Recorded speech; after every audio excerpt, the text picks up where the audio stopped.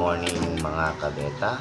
Ayan guys, so good morning sa lahat ng viewers ko. At ayan guys, ngayon ay maglilinis ako ng aking beta bago ako magpapakain. Ngayon ay gagamit lang ako ng hose. Lalagyan natin ng tubig. Demo ko lang sa inyo kung paano ko nililinis at nire-regular change yung aking beta. Ngayon ay magsisimula na ako maglinis upang mapakain na natin sila ng maaga. Alright, let's go.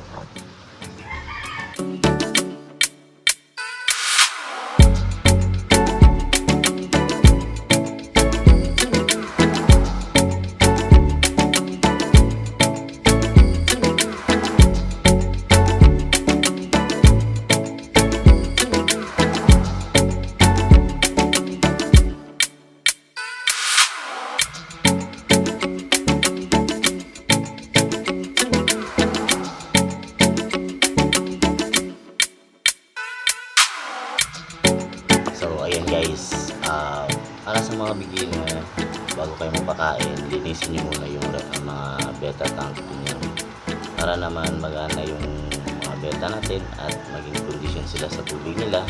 At ugaliin natin na naka-stock water yung ilagay natin, huwag yung tap water. Dahil kung tap water ilalagay nyo, masisira at mamamatay lang ang yung mga beta.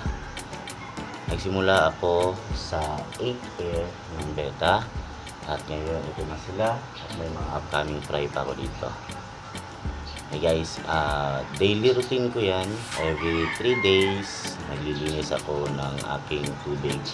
Change water tayo at least 30. Iwan natin ng at least 30% or mas maigi yung mas madami at least 50 siguro. Para ang atin lang is kunin natin yung mga madudumi sa ating beta tank. Yung mga poop nila, syempre kailangan natin linisin dahil isa yan sa mga sanhi ng sakit ng ating mga beta.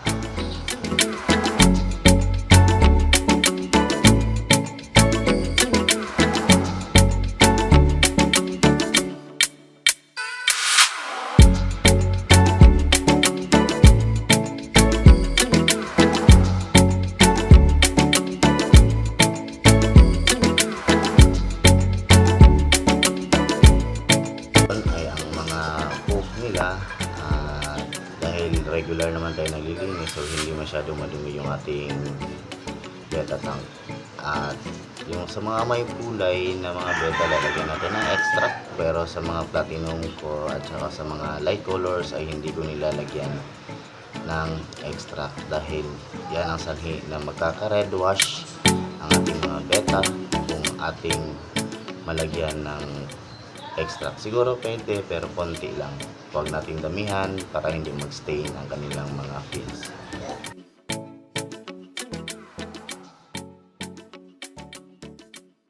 At sa mga fry naman, huwag nyo munang linisan ang kanilang mga tabi kung nasa day old pa lang hanggang 7 days. Basta huwag nyo napapakainin ng madami at huwag nyo lang lagyan ng madami para hindi magkaka-ammonia yung tubig dahil ang sanhi ng ammonia is ang mga patay na mga brine shrimp or dub niya. Kaya mapapakain konti lang yung siguradong mauubos nila. Huwag tayong maglagay ng madami, lalo na sa mga regular size. Huwag natin masyadong madamihin. May dalawang klase ang beta, may HMPK at ang may mga half moon. So sa ganyan, pag HMPK kailangan sakto lang dahil masyadong matakaw ang ating mga HMPK. Nasanhi din ang kanilang pagkakasakit at paglobo ng tiyan. So iwasan natin yan, kaya control lang tayo sa pagpapakain pag HMPK yung ating mga beta. Pero sa half moon naman ay okay lang kahit madamihan nyo kasi pampaganda yun at papahaba yun ng mga fins nila.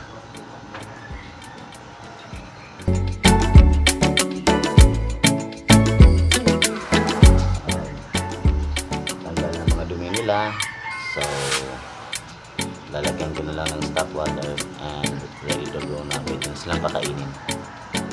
Sa pagpapakain, sa aking next video, tuturo ko sa inyo kung paano pakainin ng sakto yung mga beta.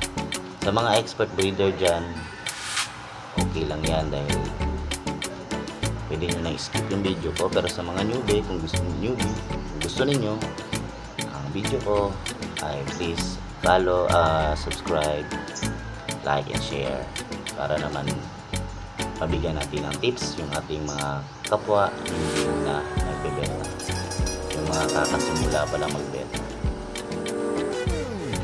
So ayan guys, magsisimula na ako, may water na ako. So atin itong lalagyan yung mga beta tak. Tatagyan natin ang tubig.